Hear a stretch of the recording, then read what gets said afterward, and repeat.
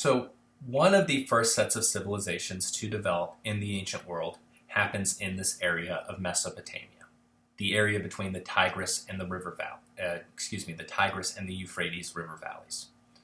We know that people first settled down a little bit farther to the north in an area called the Zagros Mountains, which you can kind of see in both of these maps.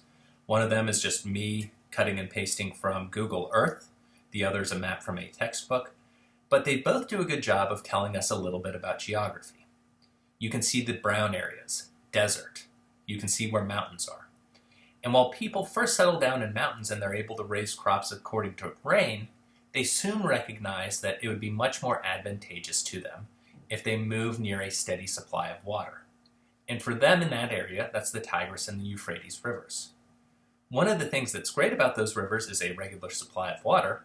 One of the things that's not so great is that they flood quite regularly and quite violently, especially when there are big storms and especially when there's lots of snowmelt in the spring.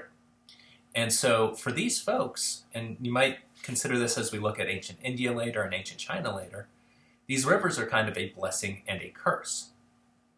And the environment in which they live shapes the way they see the world.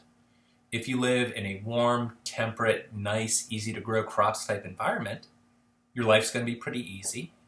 You're probably going to consider the gods as being groups of people that look out for you or deities that look out for you. And you're probably going to have a pretty optimistic worldview. As we go through our sources for this week, and you already know this from reading the textbook, you'll recognize that these folks don't have that optimistic of a worldview. They're in the middle of a desert. Resources are limited. People want to fight them all the time. Civilizations do develop in the form of small city-states like Ur and Uruk that seem to be connected to each other. They have common languages. They share common stories like the Epic of Gilgamesh. But they also fight with each other all the time over resources. We recognize that people become enslaved, that different social statuses develop. So here's where we're situating ourselves first. And one of the guiding questions for this class, and the one that we're going to start every single civilization after this with, is how does geography and the environment shape these people? Well, here it necessitates that they figure out a better way to get control of water.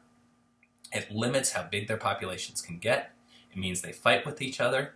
It causes them to develop a view of gods as the type of deities that want to punish and harm people because their life is tough.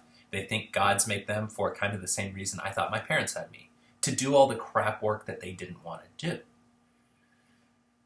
So let's pause on this. Let's go to the next slide. Let's think a little bit about one of the features of civilization that defines these folks. We already know that if they've got this big ziggurat and they've got cities, they're urban, right? We know that they've got the types of skills that can produce things like the battle standard and the ziggurat, which tells us they've got artistic and intellectual activity.